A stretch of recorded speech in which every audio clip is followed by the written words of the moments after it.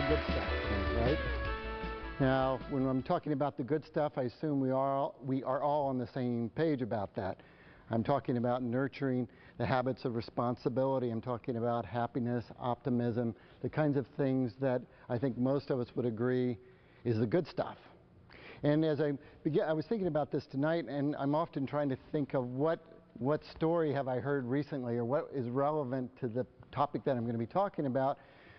And I was thinking about this old story that I heard years and years ago, and some of you may have heard this name of Milton Erickson. Milton Erickson was a famous hypnotherapist, and I forget, he passed away in the early 90s, thereabouts, I think. But there's this story of him in his youth when he was a young man, lived on a farm somewhere in the Midwest, and one day he's out in the fields, and this horse wanders into the field. And the horse had a saddle and bridle, but no rider. And so he got on the horse, and he pointed the horse on the highway, and on this little dirt road would be a more appropriate way of describing. And so the horse went along, and every now and then the horse would stop and graze a little bit.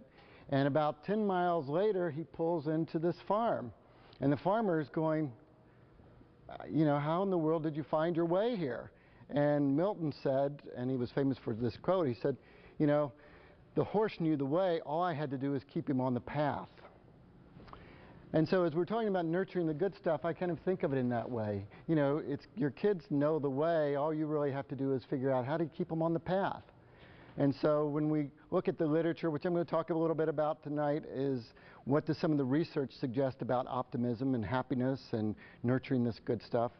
And secondly, probably most importantly, I want to talk about what you can do to encourage that, to grow that in your home. What are some of the specific tools that you can use to make sure that your kids remain optimistic, positive, have an outlook that really fulfills and satisfies them as they go through life? Now, I'm just curious, if I ask you guys about whether or not you've noticed when you're in a bad, sad place, when you're not feeling so great, have you noticed how your brains tend to attract more of the same kinds of thoughts? You know, if you're down or saddened or depressed, what do our brains do? It kind of becomes like a big magnet, and it starts attracting similar thoughts. And so one of the things that we find is that when we get in a positive direction and we start thinking in positive ways, our brain becomes like a magnet. It starts drawing in more and more positive energy and positive thoughts. On the other hand, we also find, and you guys see this with your kids all the time, as they start to go into a dark space, you know, their brains really start to attract more and more negative thoughts. And so we find when we look at the literature and at the research that our brains really work like this. As we kind of step into a thought and an emotion, the more that we step into it, our brains tend to magnify and amplify that experience. And it works both ways. It's kind of like our brain doesn't really care what the emotional consequence is, if that makes sense. But what our brains will do is it takes whatever the thought or emotion is, and it tends to attract more, and it tends to amplify. So unless we interrupt that in some way, unless we give our kids some tools, unless we understand how to shift that, we become, you know, we're kind of at the mercy of what goes on around us. Circumstances tend to move us one way, or it moves us the other way, and we don't feel like we're an active participant in being able to shape what those experiences are.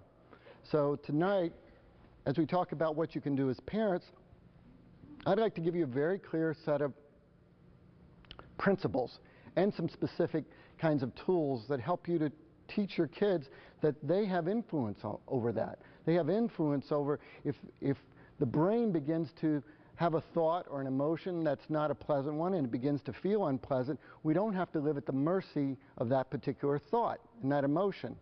In fact, you might even think about it in this way. Thoughts are kind of like, you might think of thoughts like a train of thoughts. You know, you introduce one positive thought, and then along comes another positive thought, and then comes another positive thought. And then at the end of that starts to come the emotions. And with every thought comes an emotion. You really don't have a choice about the emotion that comes with a thought. What you have a choice about, though, is which thoughts do you engage in. If that makes sense. Does that make sense?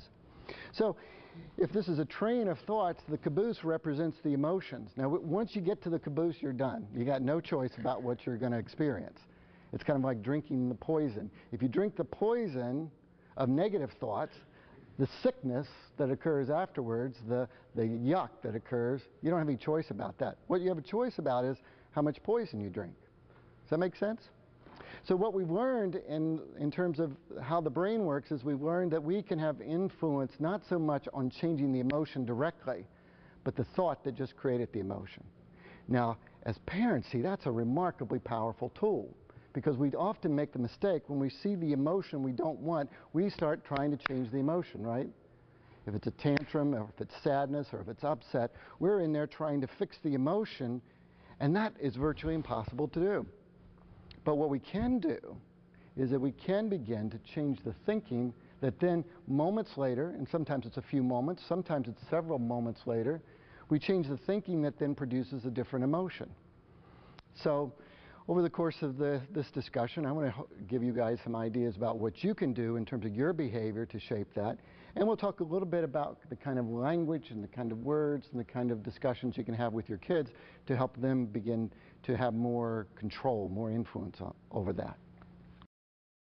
Let's imagine for a moment that you could choose any positive emotion that you wanted. And I said to you, you got one choice. You get one choice, and the choice is you choose a positive emotion or a positive character trait. And this is the one character trait I will guarantee that your children will take into their adulthood years. What would be the one character trait and or positive emotion that you would think, okay, this is most important. I would make sure they have this over top of anything else. What would you pick? Happiness. Happiness. There's one vote for happiness. What else? What's that? Responsibility. There would be another one. Serenity. Peace. Well, let's stick with your word. Serenity. Anything else? What else would you choose if you could choose one trait or one emotion? Optimism. Anything else that comes to mind? Like self-worth. Sense of strong self-esteem. Yep. Anything else? Respect. Yep. Self-respect, respect for others, I assume, would be part of that. What's fascinating, because we could probably name others, you know, kindness, thoughtfulness, connection to God, a sense of civic responsibility, compassion. We could come up with lots, right? But when we look at the literature and we say, well, what's the most robust, meaning what appears to have the strongest effect upon your children in terms of enduring outcomes, 20 years, 30 years, 40, 50 years from now, what shows up as having the strongest effect? It's this optimism, happiness thing. It's pretty amazing, the power of this to attract wonderful experiences into your children's lives and into their adulthood years. Some of these studies are kind of crazy, but it's fascinating. They have this, they have a way of determining what kind of smile people present in a photograph. And there's a smile that's kind of the fake smile, you know, has no enthusiasm or authenticity, let's call it. And then there's, I think the term is a Ducharme, but I could be wrong about that, I'm not certain. But I think we'll call it a Ducharme smile for now. But it's a very real, authentic smile. And so when you look at the yearbooks, for example, you can divide people very easily with just a little bit of training. You can teach people to distinguish between who has a Ducharme smile and who doesn't. So one of the things that they've done is they went back and they've taken yearbooks from the 1920s and the 1930s, and they divide people based upon only one variable, and that is whether or not they have a Ducharme smile, which appears to be very predictable of optimism and happiness as a genuine characteristic. Keep that in mind. So what do they find when they look at these folks 50, 60, 70 years later? They find that people who have a Ducharme smile have marriages that last, on average, 7 to 10 years longer than folks who don't have a Ducharme smile. They find that the life expectancy is like 6.2 years longer just because in one glimpse, one moment in time, that smile differentiates. It's unbelievable. It differentiates life income. It differentiates happiness and satisfaction in your relationships. it differentiates on a bunch of variables based on 1 second in time. Isn't that fascinating? So then we find, of course, there are tons of other studies now that have come out that are looking at what is the role of this thing called optimism and happiness. How robust is it? And we find that in the past, say, 10 years, once they started studying this, by the way, psychologists, we started this profession by deciding that we would study people who were really mentally ill and try to determine how to help everybody feel better. It was kind of like, let's find the people who are struggling the most with their life, and we're going to try to learn from them and teach people in therapy how to feel better. Now, we did that for about 95 years, and it wasn't working very well. And unfortunately, that it took so much time, but fortunately, eventually, we decided maybe we should study folks who are really doing well and thriving, and we could learn from that. And so, finally, in 1995, one of the past presidents of the American Psychological Association started a little teeny subgroup, a little division of psychology called positive psychology. And in 10 years, that division has raised more money for research than the other 90 years combined of all the other fields of psychology. They now have over 250 separate studies going, looking at happiness and optimism, which is really a wonderful thing, because finally now we have some good data to talk about and some good research that points us in a direction that says there are some clear things that you can do to nurture optimism. We also have research that argues, you want to live longer? An optimistic, happy outlook is going to serve you. Fewer cancers? Happy, optimistic. More success in relationships? More success at work? All across the board, we find everywhere you turn that it's going to serve you. So, in many ways, if you were going to choose one variable, for example, if I were weighing between my son or daughter graduating with a 4.0 versus graduating with a remarkably optimistic and happy outlook toward life, it's a no-brainer. There are lots of people who graduate from Harvard with 4.0s who put a gun to their head, and there are lots of folks who are very depressed. So, a higher education, and this is not an argument against education, please understand. I'm speaking all the time on homework habits and nurturing academic success, and I'm a big supporter, of course. But it's about keeping all of this relative and understanding that in terms of what we do, so much of our time is often devoted to academic endeavors and to sporting events, and we kind of forget that, well, wait a minute, isn't it the enjoyment of learning that we really want to nurture? Isn't the enjoyment of sports that we really want to encourage? Isn't it the enjoyment, enthusiasm of doing what we're doing in our life with full abandonment and full passion? Now, that's something that I think we could get excited about. So, there's this wonderful research that came out about two or three years ago that looks at what is the role of positive emotions, meaning if your child, and most of this research was with adolescents, some with younger children, but when they looked at positive emotional experiences, what was the effect of that? And of course, as we've already talked about, it drives more positive thoughts, it drives optimism, it drives happiness, and then there are these other things that come along with it, which is really cool. It feeds initiative. Kids who are happier, who are more optimistic, display more initiative. If you put them in a room and they're a group of novel tasks, they're going to be the ones out there trying out new tasks. They take on more initiative. They also display more creativity, and they appear to have an orientation toward life that is much more open. And we see this in adults as well. There's more of an acceptance of life. There's more of a willingness to see, well, there's got to be a reason why he's having a tough day, and rather than pushing that child or that friend or that person away, there's an openness toward acceptance. With this comes a little bit of a tendency toward adventure as well. So all these wonderful positive things flow out of every positive emotion, every experience that your kids have that you might think of as a pleasant one. Now, when I'm talking with parents and their child is saddened or down, or maybe they're worried that they're even depressed, we often find that these are the paths that they take to trying to turn things around. If your child's having a bad day, you might find yourself giving gifts or trying to play with toys, buying them clothes if they're a little older, giving them video games. When we get older, we begin to think about, oh, I'm not having a good day, so I'm going to have a stiff drink. Really a very effective technique, right? And if you're like my wife, this is her favorite choice when she's having a tough day.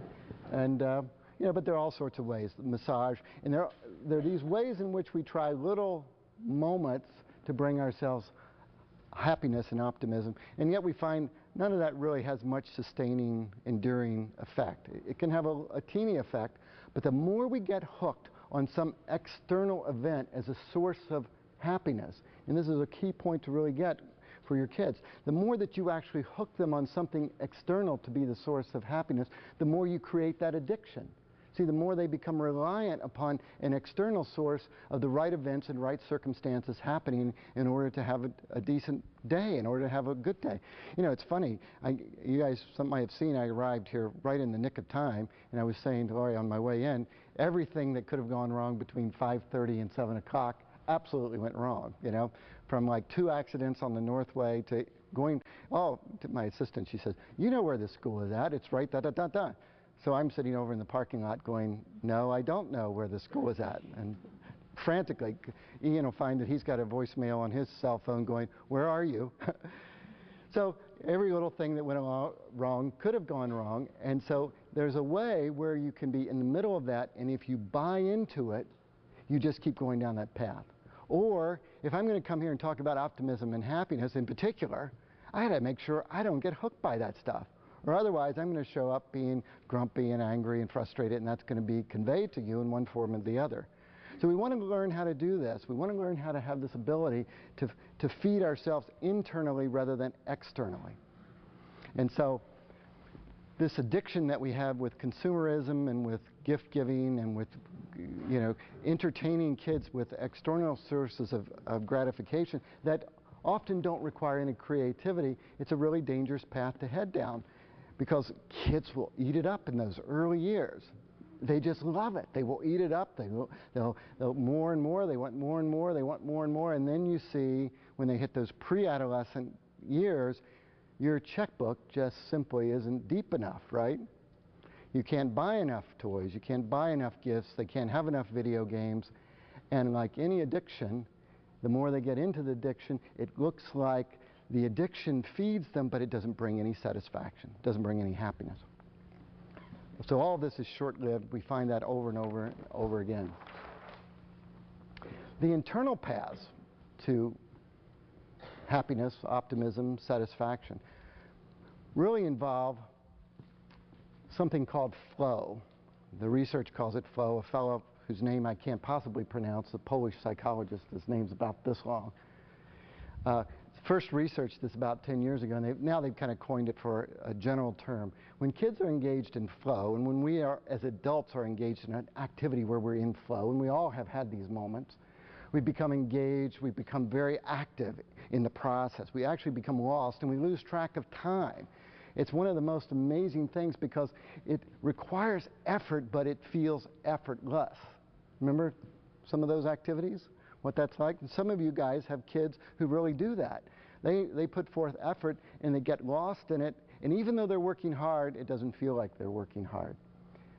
And the really cool part, and the part that I'm going to get to that's of interest to you guys tonight, it's not so academically based, is that this is really shaped, especially with children, it's shaped by your parenting choices. You have so much ability to influence how kids fall into a state of flow, whether you structure their home environment to encourage this, whether you're able to reinforce it, or whether your very intentions actually work against that.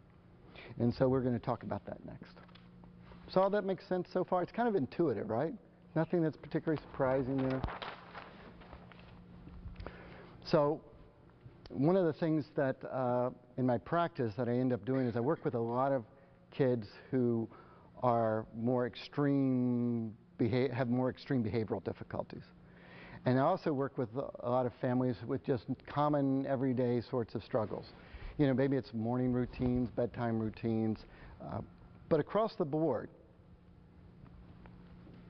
The ability to make a difference starts with a certain assumption. Because, matter of fact, I had 2 referrals today of families that came from other psychologists who had worked with the family and had not experienced success. And both of these families had children with particular diagnoses, one with extreme ADD, one with Asperger's. And when I listened to the way that we were talking about their children, and I listened to what they had heard from other psychologists, and what we all tend to hear, and what you'll read in my journal, and not in my journal, in my profession's journals, is that we tend to fall into a way of thinking about kids where we don't think of them as whole and complete. As soon as we put a diagnosis on them, even kids from divorce situations, we begin to think of it as a broken family. We have this way of kind of thinking about kids that we forget their wholeness and completeness. So as we're talking about the rest of these strategies, I encourage you, I really actually beg you to hold the frame of mind that your children are whole and complete, that there is nothing, regardless of the diagnosis, regardless of what label, is on a particular skill set that they have. We want to think about them as whole and complete because it gives us certain tremendous advantages. The primary advantage is that it gives you a way of responding that assumes that they can learn. It assumes that they can grow. It assumes that they can get better, that they can get stronger, that they can actually, even if they're sad and kind of down in the dumps, that over the next 4 to 6 to 8 weeks, you can teach them to have a much more optimistic and positive outlook. So I believe it is absolutely essential to see kids as whole and complete, to start with that orientation when you begin to train them for any activity, when you begin to train them in the world of athletics, when you begin to teach them about math, when you begin to teach them about responsibilities at home. We assume they're capable. How many of you have 12-year-olds that you have to remind to brush their teeth? I see you smiling. That's okay. And you notice for a lot of you, when they were 6 years old, they were brushing their teeth. So at 6 years old, they brushed independently. At 12 years old, you remind them to brush their teeth. See, there's a problem there. There's a problem with the assumption that we have when we're in the struggle with them brushing their teeth, that they actually need us to teach them to brush their teeth. Now, in a way, they do need you, but not in the way that you think, meaning pushing, prodding, reminding, encouraging, arguing, yelling, begging, pleading, fighting, doing all these things that take away from joy and happiness and optimism. So, thinking globally, though, just begin with this thought: your kids are whole and complete, regardless. And secondly, let's begin to think about what you model. I often use this example, but if Johnny's sitting over here watching TV, right, and it's time for bed, and I say, Johnny, please cut off the TV, sweetheart, it's time for bed. And I go back and I'm writing checks, and a few minutes later, John's still watching TV, right? So I go, John, come on, buddy, cut off the TV, it's time for bed. So I go in, I'm taking care of some things, and 5 minutes later, I'm looking, and the TV's still going. Now I'm a little bit miffed, right? So I walk in and go, John, come on, cut off the TV, buddy, it's time for bed, let's go. And so I go back, and I'm still doing some work, and I forget about it. Now it's 15 minutes has passed, and I hear that TV on. Now I'm furious, right? I'm just at it. So I come in, and I am screaming at John, John, what is wrong with you? We do this every day. I'm so tired of doing this. Can't you just listen to me, boy? Oh, what is wrong with you?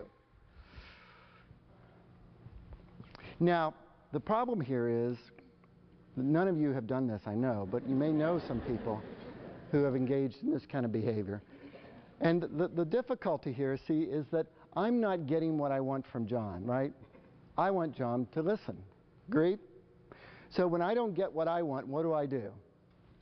I give myself permission to scream and yell and throw a tantrum right in John's face, right?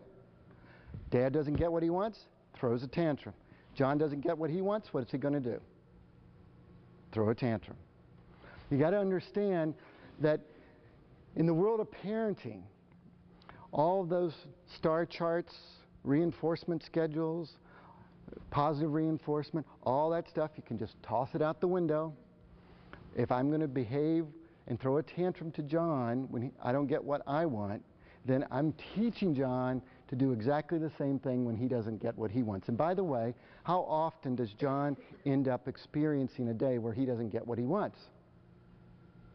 Almost every day. You know, John would rather watch more TV. He'd rather get to choose what he has for dinner. John would rather have his friends over every day. John would rather he drive the bus than me drive the bus, right? So John's going to experience a lot of not getting what he wants. So the question is, how's he going to learn to accept that in a peaceful way? Well, I understand that for most of you guys, most of the folks that work with me, I end up screaming at John because I don't have any tools in my toolbox. I don't know what the heck to do to get John to listen, because I think John should be listening to me, right? I think that he should be paying attention to the words that I use. But what do I find? I find that John doesn't listen. John sits there day after day, afternoon after noon, evening after evening. When I'm asking John, he doesn't seem to be listening too well. So the first thing, though, here that I want to point out is that I can't escape what I model. If I model spit in John's face, you know, I'm over here yelling at John, spit's flying out, he's having to wipe it off his forehead. You know, if I'm over here yelling in John's face, I can't escape that that's going to come back around and haunt me. It may not happen this month. It may not happen this year. But when John hits 11, 12, 13, even the nicest child, even the compliant, quiet child who hits those adolescent years, if I've been parenting in that way, ooh, it starts to come back in truckloads, you know, big, big truckloads. So I can't escape what I model if I throw tantrums when I don't get what I want. I also can't escape what I model if I walk in the door in the afternoon, and today would have been a good day, right? You know, I could have walked in and said, you know, oh, that traffic in the Northway, horrible. You know, there were 2 accidents. I sat there and I tried to listen to the radio, couldn't listen to the radio, and I'm just wondering what in the heck is wrong with people. And, you know, it's just a little drizzle outside. How can they possibly be sitting still for so long? And, you know, all day long I had these clients, it just seems like they weren't making progress, and the ones that were making progress, they didn't seem to notice how much progress they had made. And, oh, by the way, what's for dinner? You know, I could walk in the door and model and demonstrate I pay attention to what's wrong in the world. How many of you notice that this is an easy thing to do? To pay attention to everything that went wrong today. And we failed to appreciate all the things that went right. How many of you, just notice, how many of you folks, your car started this morning? You know, this day and time, everybody's car starts, you know. It's just amazing. You went to the gas station, there's gas. You went to Starbucks and they had coffee.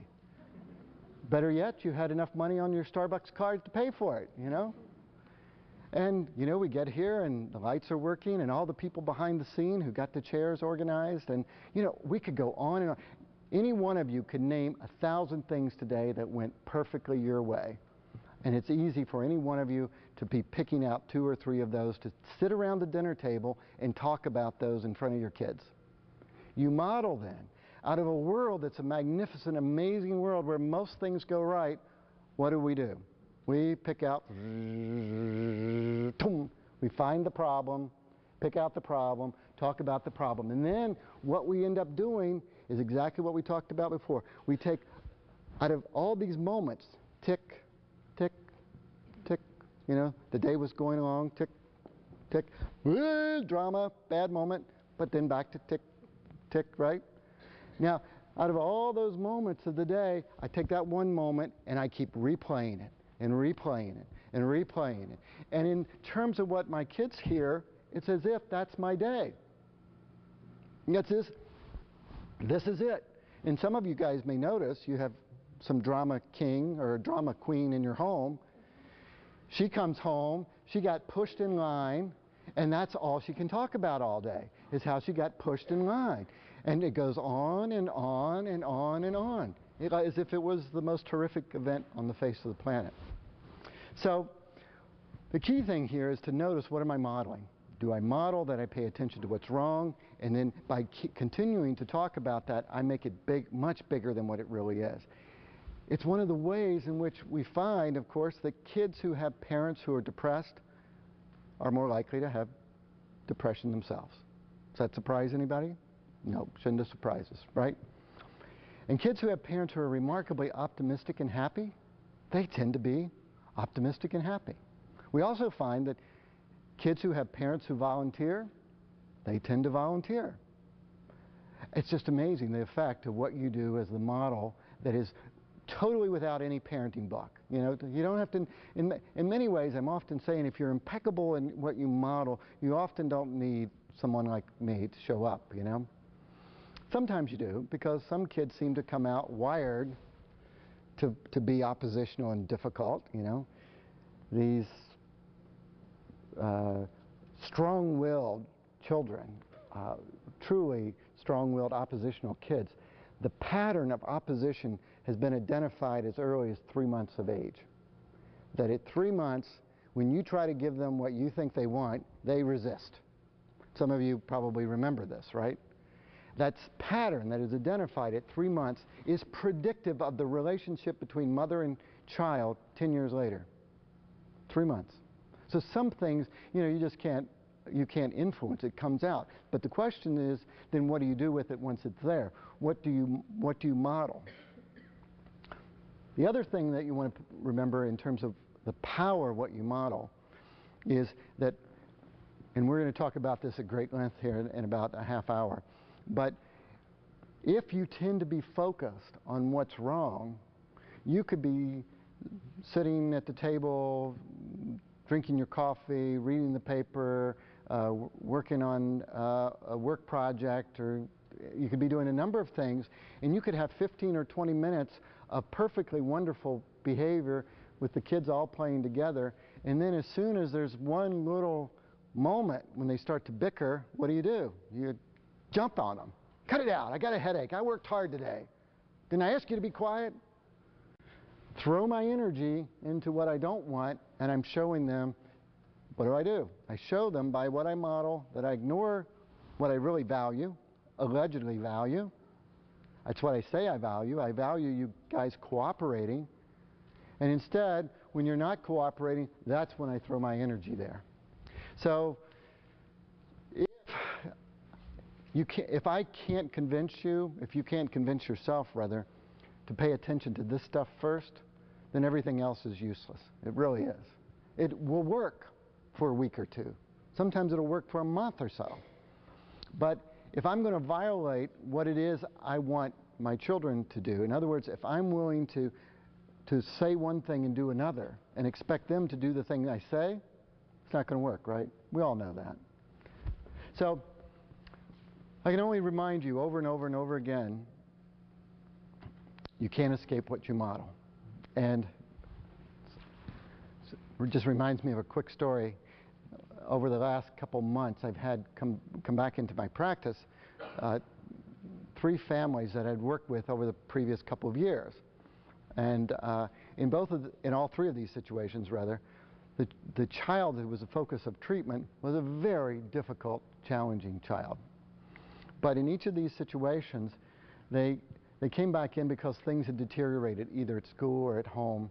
And so I'm always curious about this when it happens. So one of the first things I invite them to do is I invite them to videotape an afternoon at home during the course of the week. Matter of fact, just keep it running, set up the videotape, and so give me 3 hours and 3 hours and 3 hours. Then just bring all that in so we can look at it. And so what I like to do then is take the videotape, randomly go pick out a section of time when everybody's in the picture and just turn it on and watch. Because if you guys would see this, I promise you wouldn't believe it. Because I've talked to them about everything that we're going to talk about tonight. And I sat with them and I said, just remember, are you doing this? Are you doing this? Are you doing this? Oh yeah, got all that covered. We know that. We know that. And so then I have them videotape. And now they've even looked at the video most of the time, right? Because they select out the ones that they really, they'll say, oh, it didn't work on Tuesday, but Wednesday was a pretty good day. Let's look at that. So I'll be looking at Tuesday or Wednesday, whatever day it is, and you'd be amazed because what you end up seeing is that the very thing that they're asking their child to do, they're not modeling themselves. The one most recently, the couple was in again this morning, and what you saw on the videotape, I just happened to watch about 10 minutes around dinner time. Difficult, kind of oppositional 12-year-old. He can kind of be difficult. I'd use some other words if I wasn't in a public forum. He can be difficult. But he comes down to the family area. It's dinner time.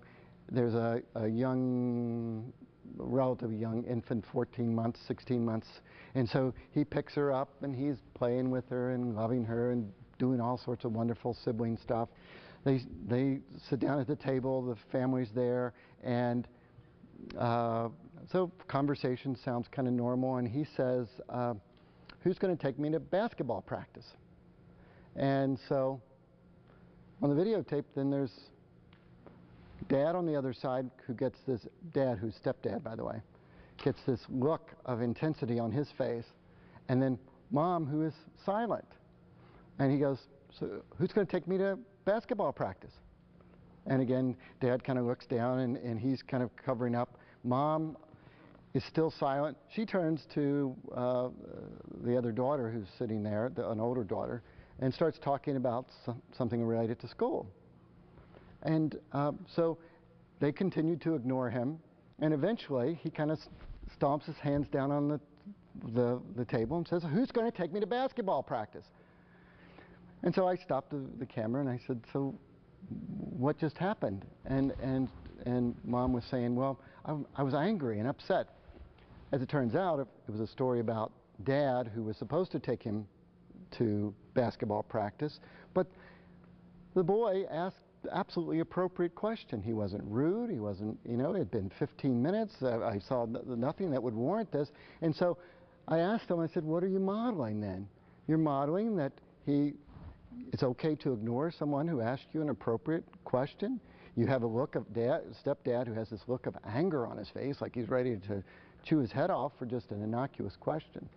So, in their world, nothing was wrong with this interaction and exchange, but here they were modeling the very thing that they complained about their son all the time. He just ignores us when we try to talk to him. That's their complaint.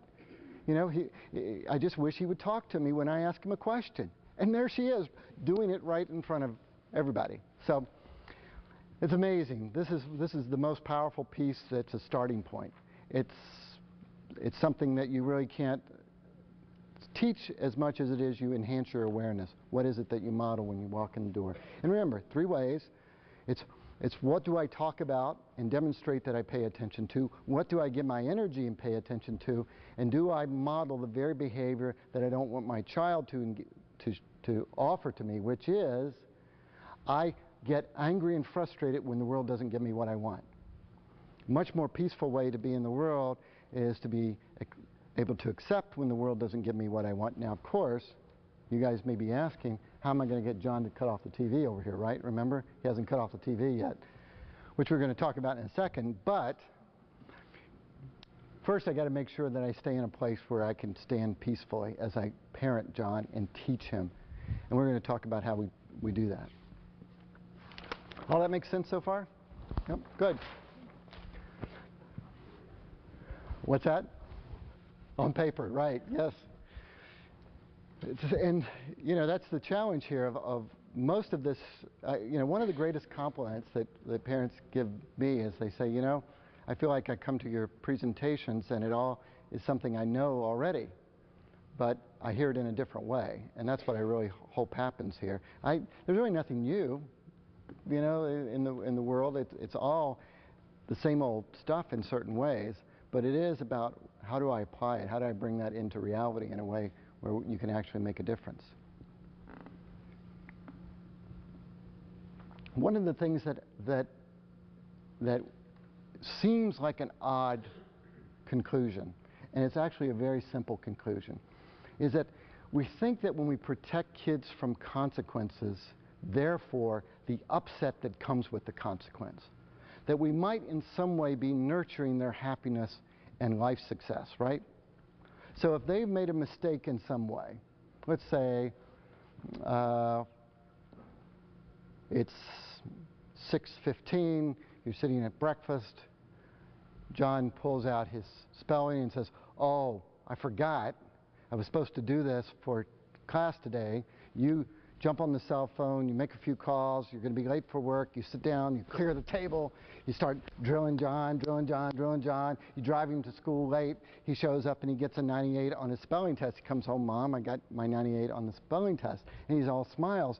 And if you're not careful, inside you're thinking, "Wow, that's good because John got a 98 and I really helped him." But it's not true.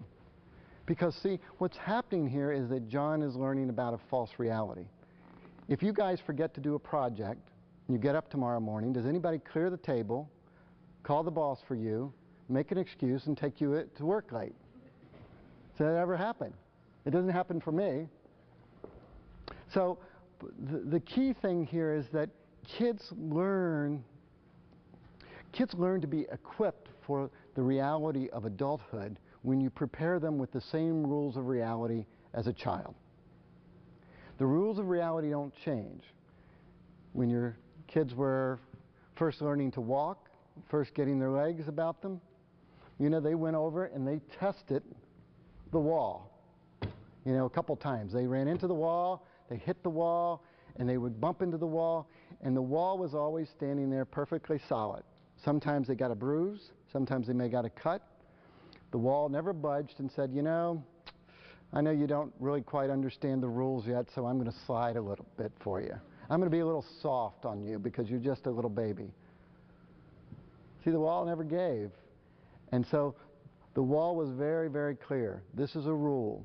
You can test it until the day you die, and it's always going to be the same rule, right?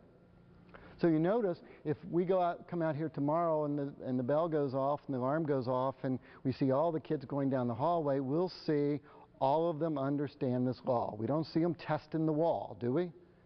We don't see that, right? Because they understand this rule applies all the time. So if you can think in terms of, wait a minute, if you protect your kids from the consequences of their choices, you're teaching them a false lesson about life. And I'll tell you, it is a dangerous false lesson. Any of you have a brother or sister who's living in your parents' basement at 32? See? It's always there. 40. 40 and still in the basement. And some of you have parents who still cover your siblings' checkbooks. Some of you have, you know, I could go on and on. It's a weird thing because if they do not get the rules of reality early on, it's not like they get it later. It is tough, tough going. You would think that at 16 or 18 or 21, you would really get this thing. But it's very, very tough. So one of the biggest things that you can do, because, see, if I grow up in a world where I'm protected from the consequences of my choices, and I have this false idea that you're always going to be there to protect me, you're always going to step in and save me, then as I start to confront reality, it's not a very pretty world. I'm constantly disappointed. And you know who's going to be responsible? You guys. The more that you try to protect your kids from the consequences of their choices, the more you save them, the more that you're there, the harder you're working for them, you're going to see that when they start to see that you can no longer save them, you can no longer protect them from the fact that their friends won't be friends with them with the way they treat them, the fact that they can't really keep up with the work since you can no longer do advanced trigonometry. You find that it's going to be you that's going to be responsible for that because you trained them that you're responsible. See how it works? If you keep saving them, then they believe that that's the way the world works. You save them. And see, there's no reality to that. Well, for some of you, when they're 40, they're going to be in your basement, and you'll say, well, it is my reality, right? Not the reality you want, of course. So we have to realize that one of the most powerful things, and this is a very clear, simple, straightforward rule to remember, and that is that when you are at a position to choose whether or not to protect your kids from the consequences that come with an age-appropriate choice, if it's not going to break their leg, if it's not going to create lots of blood, you know, if it's not going to hurt them in some serious way, you want to let that consequence do the teaching, not pretend that you're saving them is going to serve them in some way, because it doesn't. If you could find an exception to that, I'd always be interested. But you'll find that the more that you prepare them for the rules of reality, the happier they're going to be. Have any of you, this is a question I'm asking myself because I'm trying to think if I can come up with an exception. But you know when you made poor choices and you're like at that moment where you're just having to face your destiny and you would give anything like for something to save you from that moment. I had one of those this morning actually. Here it was, I had this, I still do a little bit of forensic work for the court, and I waited until the last, I hate actually finishing up the reports. So here it was at 1:30 in the morning, and I'm still there doing this editing, and so I'm facing the reality of it, and I'm thinking, you know, I wish that somebody would save me from this. I wish there's some, you know, maybe there'd be a magic call from the court in the morning, and they postponed it. And of course there never is, you know. The reality is I still have to get the report done. So we want to be saved, but if we are, then we're not prepared for the next time. And I don't know about you guys, but I remember early in life my parents would do a little bit of that. You know, they would step in college, save me if I bounced a check, and then, you know, fortunately they got their wits about them and said, you know, you got to deal with the consequences of that. And so just keep that in mind. The rule of thumb here is the consequence is going to do the teaching to prepare them for reality, not you, not protecting them. Does that make sense? How are we doing on time? Whoa, okay.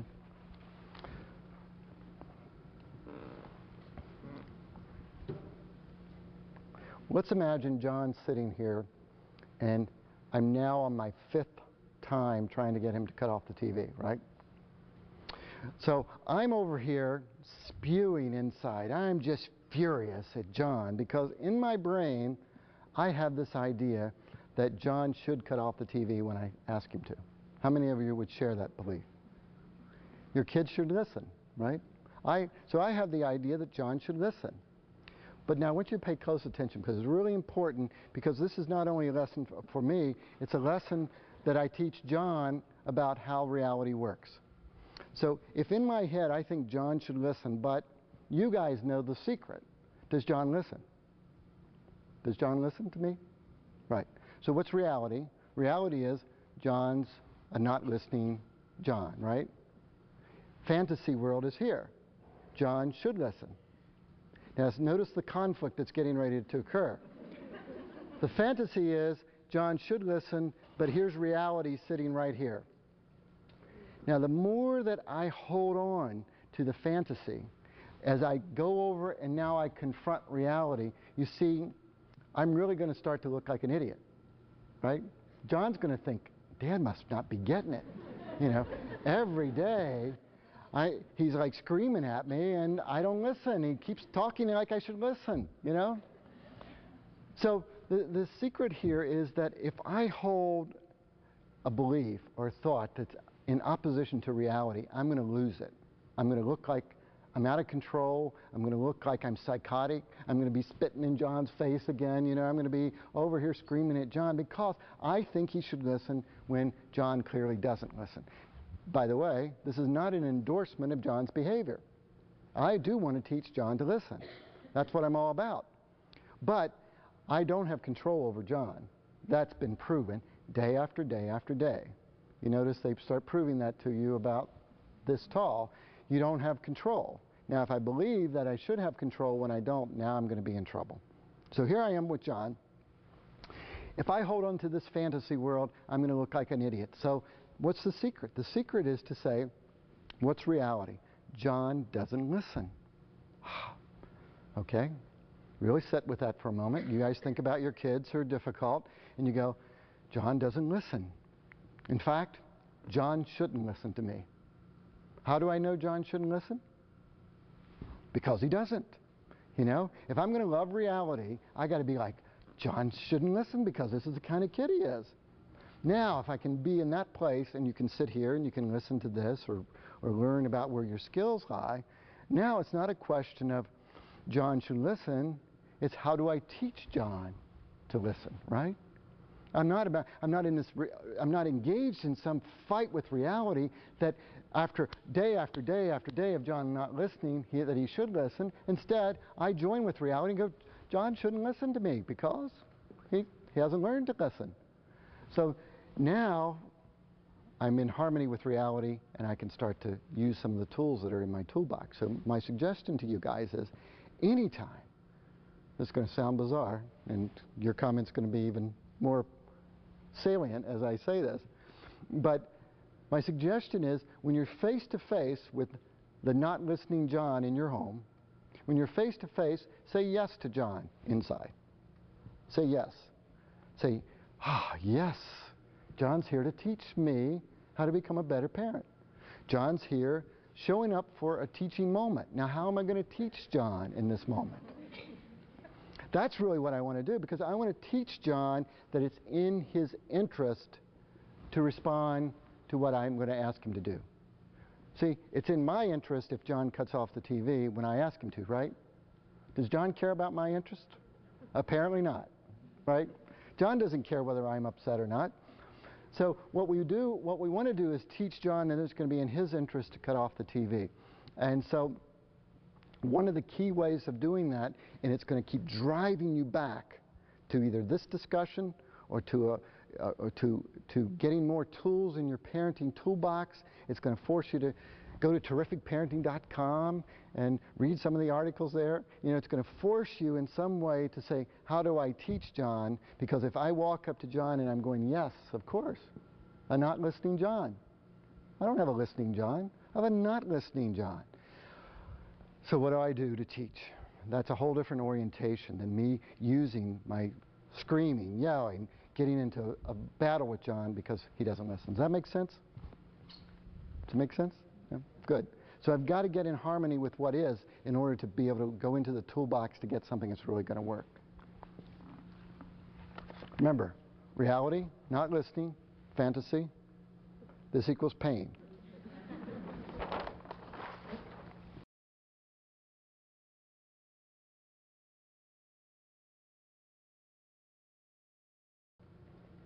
One of the things that is deceptive in its power is what you do with your attention. Now, you've all heard about your attention, what gets attention and so forth, but in the world of nurturing optimism and happiness, it often gets overlooked. We tend to minimize this, especially because for most of you, for example, if you're here to this kind of presentation, I find many of you do lots of things to provide positive reinforcement. But I'd like for you to think about it in a more precise way. I'd like for you to begin to imagine for a moment that your attention is like water to a plant. And whenever you give your attention to that plant, it's like watering. And in the world of your home, you have weeds. Here's John and a great big weed over here, right? And we have seeds. Weeds, whining, complaining, not listening, disrespect, talking back. I can't do it. The teacher didn't tell me how. I've never seen anything like this before. Weeds, weeds, weeds, weeds, weeds. And so what happens to weeds is weeds tend to pull us into them, right? Weeds suck us in. So if we respond to weeds by doing what they're designed to do, which is they suck us into it, John's not listening, I come back, I feed that weed. Remember, water to the weed. My attention is like water to the weed. So John doesn't listen, I water the weed. John doesn't listen again, I water the weed some more. John doesn't listen, I water it more intensely. John's not listening, I'm watering, watering, watering the weed. That weed has to grow if I water it. You really got to get this. That it doesn't matter. I can come along and say to John, you are never going to watch TV for the rest of your life if you don't cut off that TV. I can threaten John's life, but if I water that weed, he's going to keep doing what he's doing. Why? Because it's the law. His brain is wired to move toward what it is that you keep investing in. It's just the law. Whatever you consistently and repeatedly invest your energy in, that's what has to grow. So if we want to nurture optimism and happiness, we got to make sure that we aren't throwing most of our attention into weeds, and instead we throw our attention into seeds. Seeds, kindness, cooperation, thoughtfulness, hard work, effort, responsibility. And notice what happens. For example, I could take, for any of you, I could take the videotape of an afternoon in your home and give me a half an hour of typical time, and I can predict what your home's going to be like 5 years from now without any problem on this very simple formula. Just imagine, as you think about your home, just imagine that I'm following you around and I'm going to drop pennies in a bucket. And either it's a weed bucket I'm dropping pennies in, or it's a seed bucket I'm dropping pennies in. Purely based on frequency. I don't care whether it's an intense weed you're feeding or just a subtle, look like this. Anytime you give your attention or energy to a behavior, weed or seed, that behavior expands. It's the law. So here I got my 2 buckets, right? So if I follow you around for a day or a week or a month, and I'm dropping pennies every time you feed a weed, stop that, pick that up, put that away, stop hitting your brother. Didn't I say to eat your broccoli? Cut that out. Didn't I say cut off that TV? Or you aren't doing your homework, stop looking out the window. Leave the cat alone, get your homework done. You're looking out the window again, get that homework done. Leave that, quit kicking her. I told you to quit kicking her. I'm going to separate you guys. I saw that. Weed, weed, weed, weed, weed. So here I am, I'm dropping pennies every time. Boom, boom, boom, boom, boom. Why? Because that's where your energy is going. You can say you value seeds all you want, but this is what talks. Boom, boom, boom. You keep putting your pennies in this bucket, then I'm going to know at the end of the week how many pennies are in each bucket, and we can predict what it's going to be like. Because if you feed weeds, you're going to have weeds expanding in your home. You just can't get around it. You could have the happiest, most cheerful, delightful kids, but you could easily train them that the world cares about weeds more than it cares about seeds. And it's easy, right? I mean, it's really easy to get hooked into this. So my suggestion to you is that you take a very simple approach for the next, let's say, 6 weeks. If you did this for 6 weeks, come New Year's, you'll see that your home will be different. But you have to actually do it. You just can't write it down or think about it. You have to do 2 things, of course. You have to starve weeds, meaning you start walking away and ignoring weeds. Starve weeds, and you feed seeds. You feed the seed of cooperation, kindness, thoughtfulness. The pencil's moving. Now I touch on the shoulder. John holds the door, carries in some groceries. Then I give him a little hug. He's playing gently with the dog. I give him a thumbs up. What do I usually do? He gets a little rough with the dog. I say, stop that. Play gentle with. See, I watched. It's subtle, see? And you want to be very concrete about this. So take the next 6 weeks and obsess upon finding seeds. And when I say obsess, I mean 40, 50 times a day. You keep looking for moments of behavior that you value. And you notice I say give it your attention. I don't say praise, praise, praise. Because the biggest mistake you could make would be going, oh, John, you're playing so kind with the dog. I'm so happy. Thank you so much. You're doing your math. It makes me so proud when you do your math. You guys are getting along. Oh, I can't tell you how much that thrills me that you're getting along. Because what happens is, when you praise in that way, your praise becomes discounted because your kids are smart. They don't see anybody else saying that. You look at, none of their teachers do that. You know, nobody does that but mom and dad who are trying to shape their behavior. That's who does that. So when I say give it lots of positive energy, what I'm really talking about is a touch on the shoulder, a thumbs up, a smile, a wink, a nod, a head rub, a little kiss. Bring them a glass of juice, a glass of water. Just walk by. And all you got to do really is just look their way and smile. All you got to do is literally put your energy there. And you think you have to do more, but this is not about training their conscious mind. You want to get that. It has nothing to do with their conscious mind. In fact, if it had to do with Johnny's conscious mind, it makes no sense. Why would I want Dad to yell and scream at me and get all worked up? See, it's not his conscious mind that's the problem. It's that his unconscious mind has been programmed that this is what the world cares about. When I say unconscious, I mean subconscious. I mean the automatic learning part of the brain. A couple years ago, there was a book that was, actually it was just last year, on the New York Times bestseller list called Blink, B-L-I-N-K. Written by this rather eccentric British gentleman, but it's a great summary.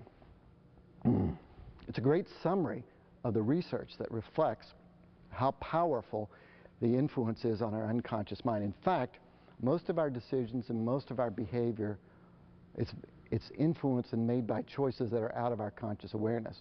We decide this is why we did it, we make it up after the fact. And it sounds really weird and it makes us feel like that really can't be. I know why I like that food. Well, no, we just make it up. Well, this is why I do this. It's not really why, we just make it up. And so it's very, very interesting how this works.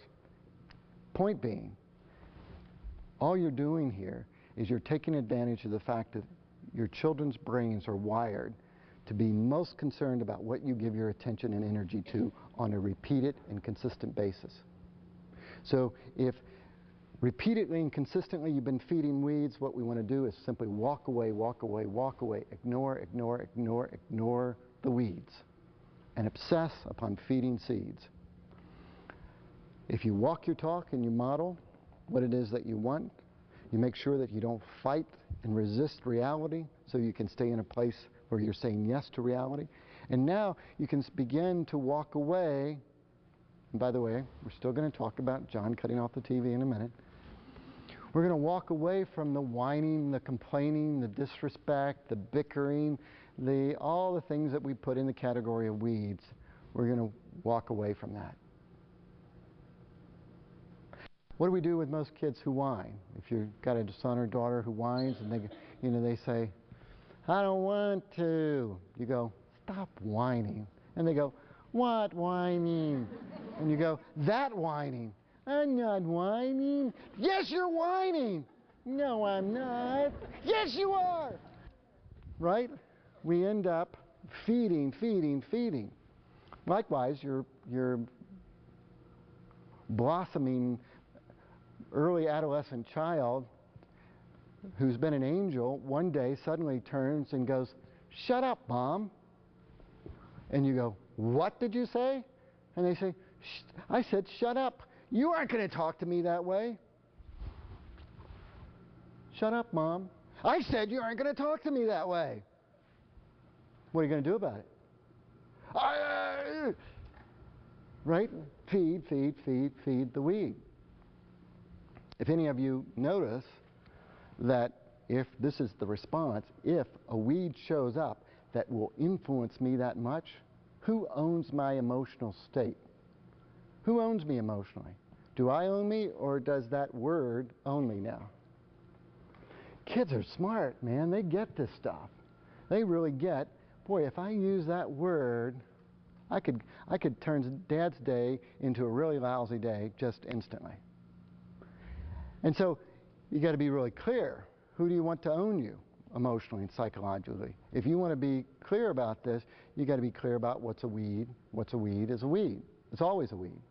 One of the toughest things to do is to try to make sure that you're clear that most disrespect, not all, some of the times you have to use consequences. Most disrespect, if from the moment it shows up, you walk away and it's as if nothing happened. Most disrespect kind of goes like this and fades away. I see it happening time and time. Matter of fact, just had parents in this morning. They're about into week 6 or 7 of kind of working a new program, so to speak. And so they had a 4.5, 5-year-old who's just really mouthy. I mean, just very, very mouthy. And so he would tell him to shut up, and and they had spanked him, they had washed his mouth out with soap, they had tried everything they could that was very punitive. And so we put a number of things in place, and one of the things I said is we just got to wait a few weeks and walk away, walk away, walk away, walk away. It's like it doesn't exist. And so, and it took a while. So they've been doing that for about 4 or 5 weeks. And so today was the first time they said, you know, like, have you heard shut up? I haven't heard shut up lately. They couldn't think of the last time that they had heard shut up, which is very counterintuitive, right? That doesn't feel right to you, right? It doesn't feel right to just let that happen, because it feels like we're endorsing the behavior by not doing something. You agree? But you're not. You got to really see this, that you want to model for your kids, what is the world going to do? Now notice, if all of us walk out of the door here and there's some idiot on the sidewalk who walks up and says, shut up, what are you going to do? You're going to walk away.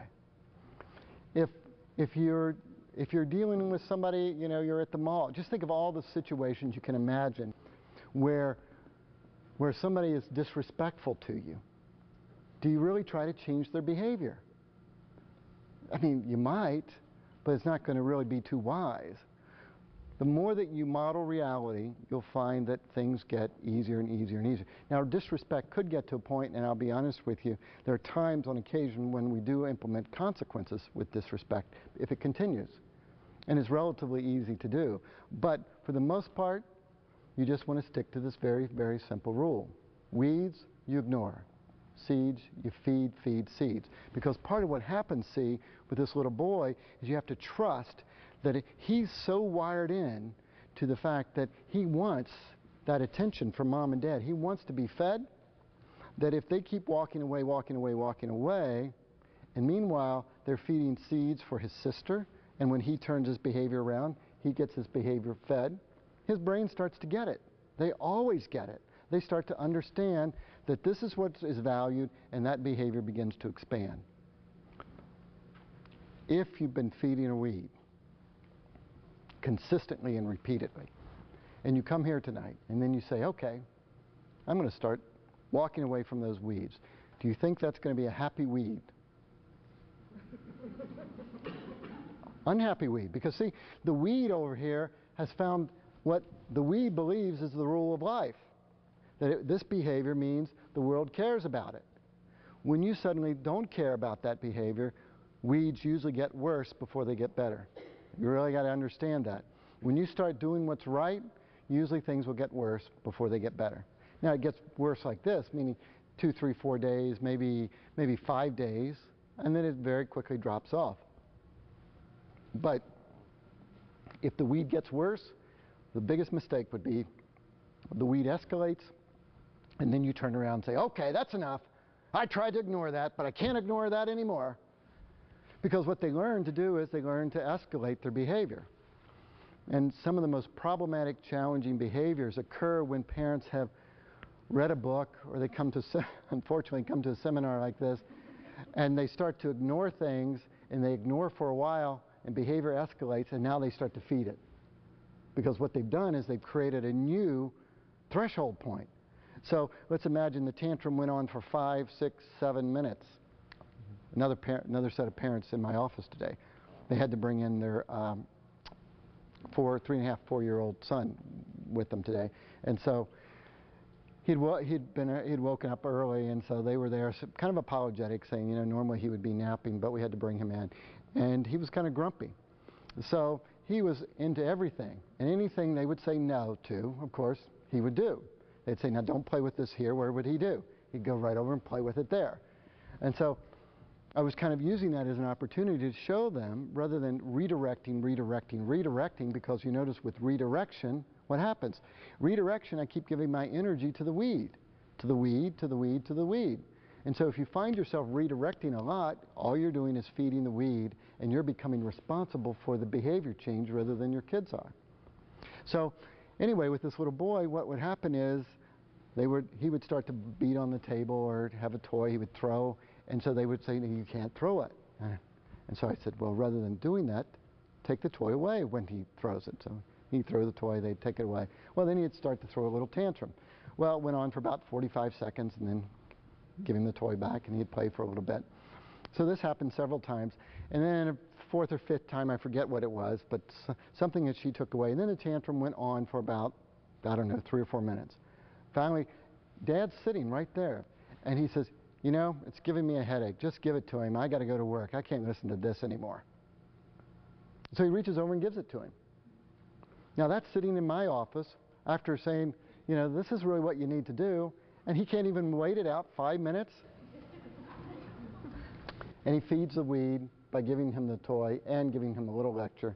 And so, you know, I have no choice but to say, this is hopeless. Either you stop feeding weeds, or you just got to live with more weeds. Does that make sense? You can't feed weeds and get seeds. So, the rule of thumb here is that whatever you consistently and repeatedly engage, it must grow. So if we want optimism, we got to feed optimism. If we want hard work and effort, we got to feed it. If we want cooperation between siblings, we got to make sure that it doesn't look like this. I'm fixing dinner. I say to the kids, you guys try to keep it down. I worked hard. I'm tired.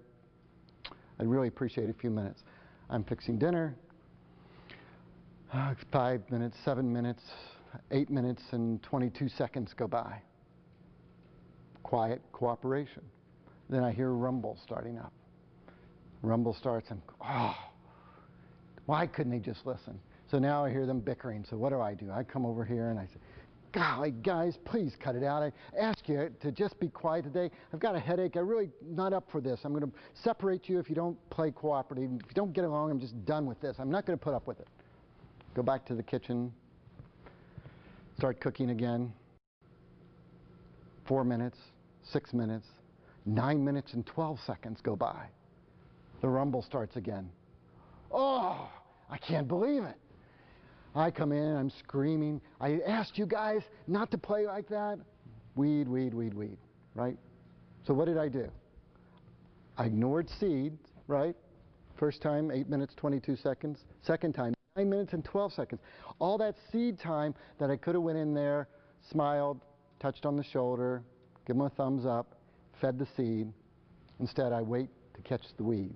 If I do that, all's lost. This is what everybody does with their kids, though. You understand? This is natural, what I just described. So it's very unnatural to try to do this thing to turn it around, but you'll see it works. You just got to stick to it. It's very much like growing a seed, though. The first 2 weeks to 3 weeks of your effort will probably not give you any return. You walk away from weeds, all you get is more weeds, and then the weeds get a little better, they die down a little bit, but the seeds don't start growing that quick because you're in this kind of nurturing of long-term characteristics and behavior. So you got to stick with it. You got to stick with it for at least that 3 to 4 week period so you can start to see, wow, this stuff really works. Does that make sense?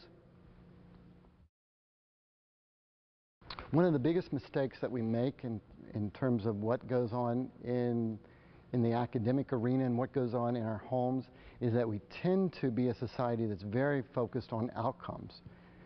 And this is a mistake because the outcome is the A that shows up next week for the effort that occurs today.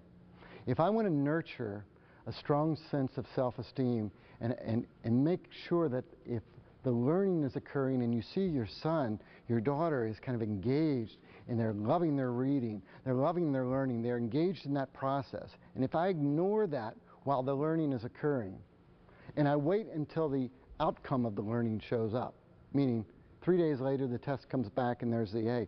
Oh, sweetheart, you did great. That's good, good, good work. What your kids learn is that you really value the outcome more than you value the effort. Now, here's the bad news. Most of your kids are going to be average. Now, I know you don't want to believe that, but most of the kids, by definition, are going to be average.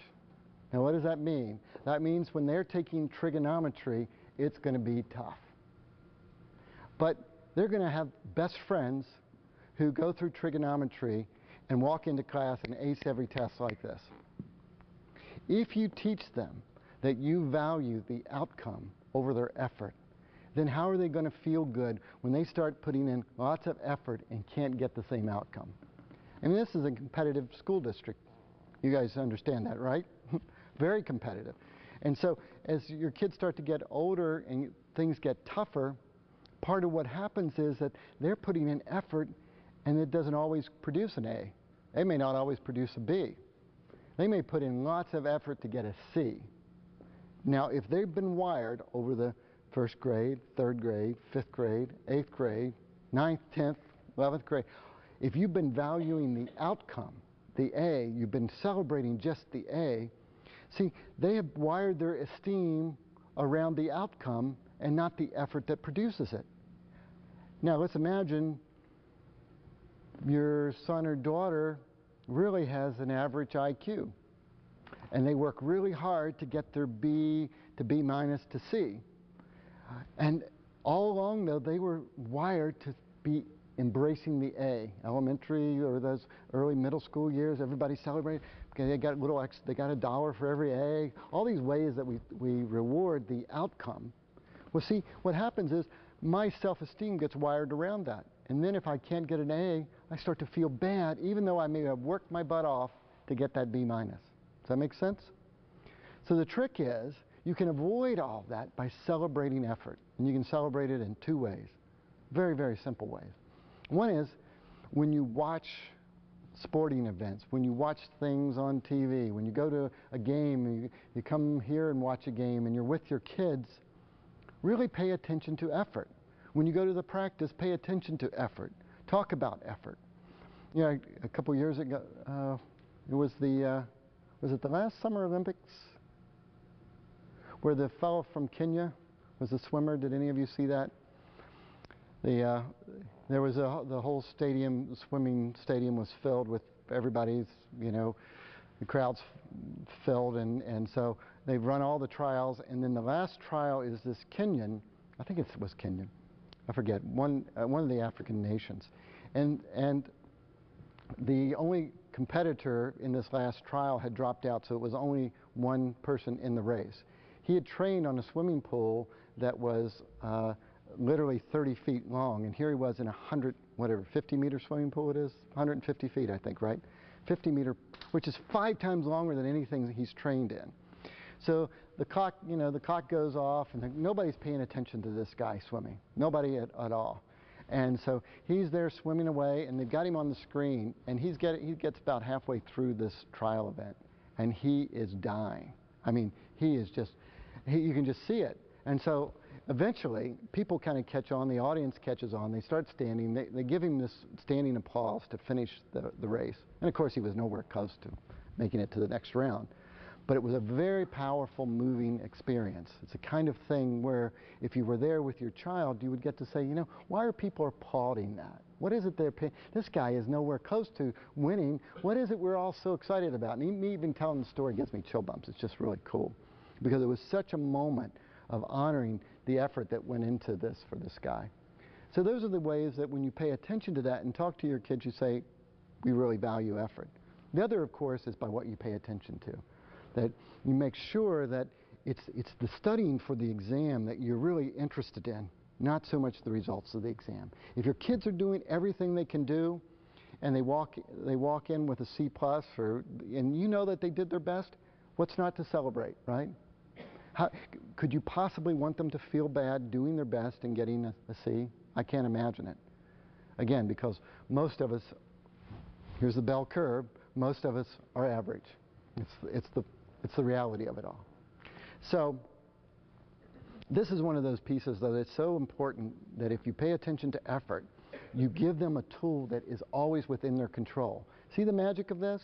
When we look at optimism and happiness, what we see is we find that kids and adults have a sense that I'm in control of my destiny. Whatever life brings at me, it's not a matter that life isn't going to give me challenges. I know life is going to give me challenges. It's what I do with those challenges that really determine how my life turns out. People fall roughly in 2 categories. They have what's called an internal locus of control. They feel that regardless of what happens, I can make shifts and adjust to life.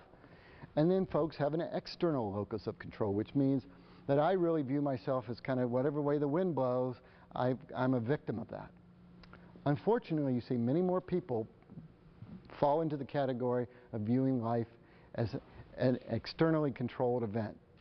And this is one of the reasons why. Because we can't control the outcome of our efforts. I remember when I first came to New York and I did my graduate work at SUNY. For some absurd reason, they thought I had taken enough coursework to get out of this first level statistics course. Now, it's not like I'm a guy who loves statistics. So I get placed in the statistics course with all these guys that were like statistics majors. Some guy walks in and he talks for a whole semester on something I never knew what he said. It was about p-hyperspace and something beyond my whole interest. And the best that I ever did on one of these exams, you know, it'd be like a 20 questions, I'd be happy if I got a 4. Now the good news was that I wasn't the only one that was in there in my situation, so they had to curve this whole thing so that, you know, I could actually pass this course. Now, the weird thing was, I felt really stupid going through that because I was like one of those kids who did pretty well in school. You know, I'd never experienced like sitting down studying and a 4 out of 20, I'll do better.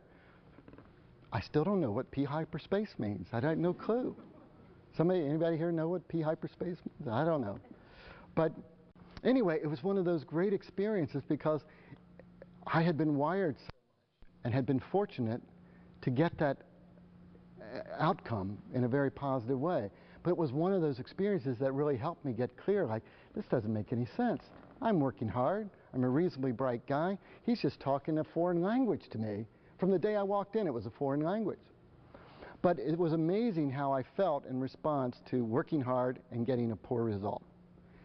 But fortunately, over the years, I'd had enough experience, enough success, enough focus on effort that I kind of readjusted my thinking and said, you know, I'm really doing my best, and I was working hard. But you guys get to do something now which is very powerful, which is really start to shift your interest in effort. Talk about effort, notice effort, pay attention to effort, and then see what happens is that your kids get to understand, I control how much effort I put forth. And it could be one of the greatest moments of your life when your kids come home and they go, you know, I got a C- and I did my best. You know, I know this is the best I could have done on this. I'm never going to be a math major. You know, I'm never going to go to MIT. Mom, I'm happy about that.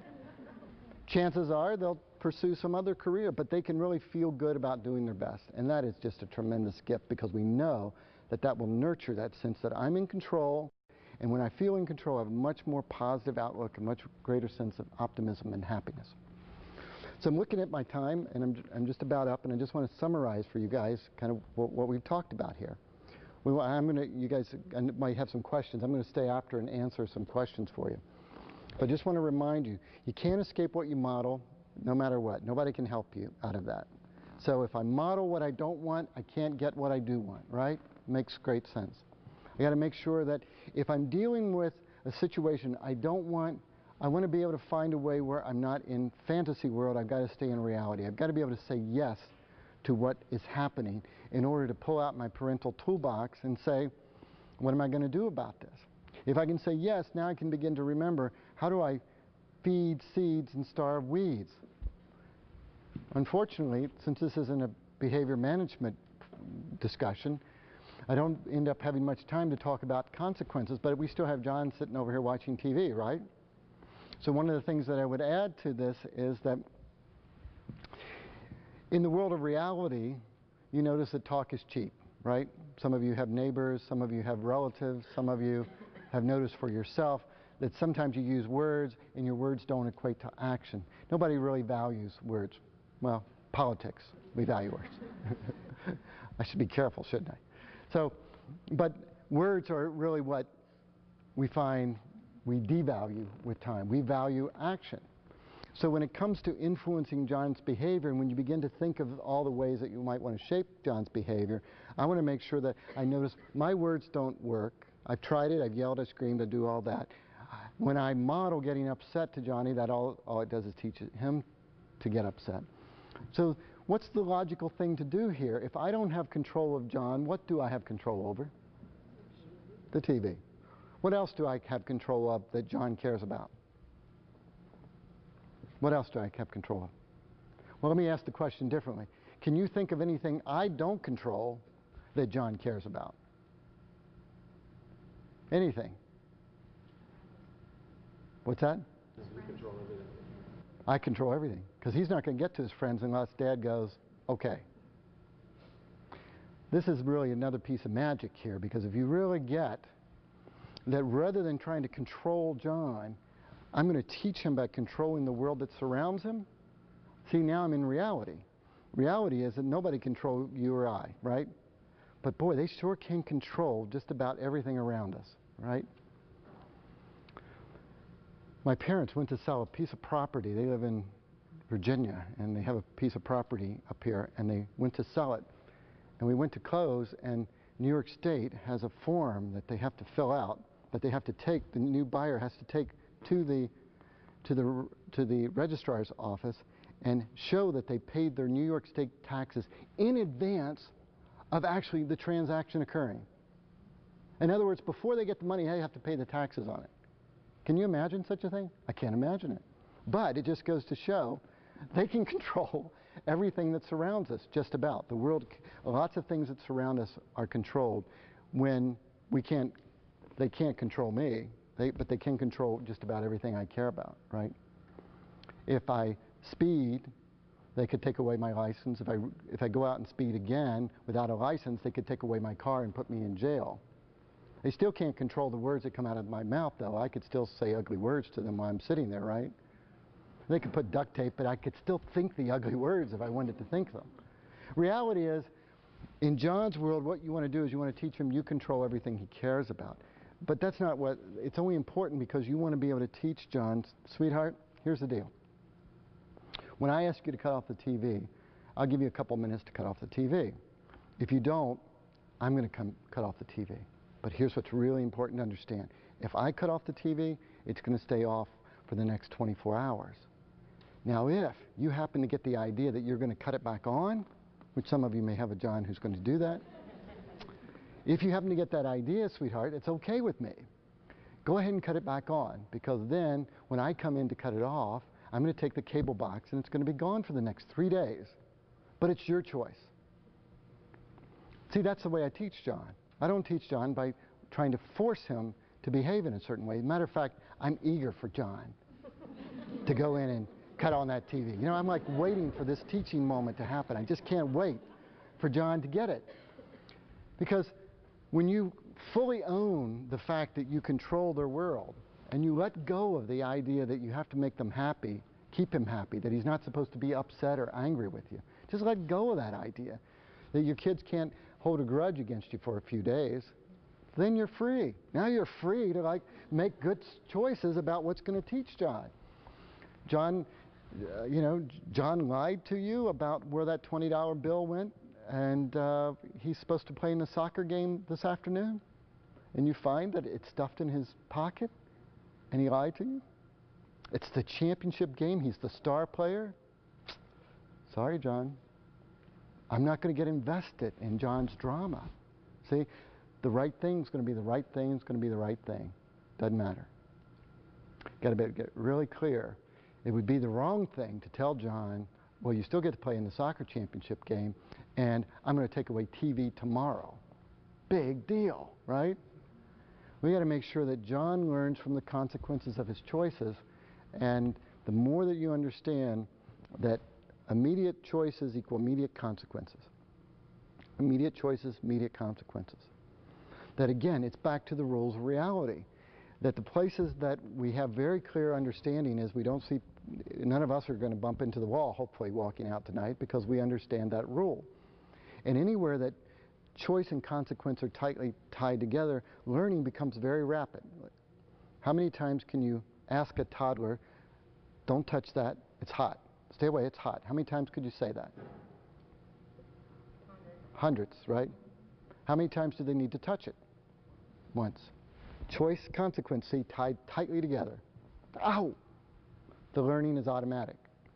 So the more you can remember that as a simple kind of rule of thumb for the way their brains learn automatically, because that's what you want to take advantage of. You want to take advantage of how do their brains learn automatically so that you don't have to put a lot of effort into it.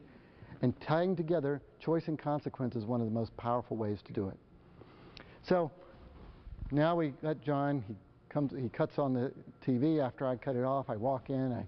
I go over to the cable box. I unhook the cable box. I put it in my arm. I smile as I walk out. I'm going, that's my boy. You know, John throws a big fit. Says I'm not going to eat dinner, and I'm okay with that. So. Meanwhile, as time goes on, I still am going to obsess upon seeds, walk away from weeds. I'm going to make sure I don't argue with reality. Whenever reality shows up, I don't want to fight with it. I want to figure out how to teach reality, how to learn better. I want to teach reality, John not listening, John not doing his homework, John sitting in bed, John not going to bed. All those things are teachable. And so keep those ideas in mind, and you'll have a sense that where your power comes from.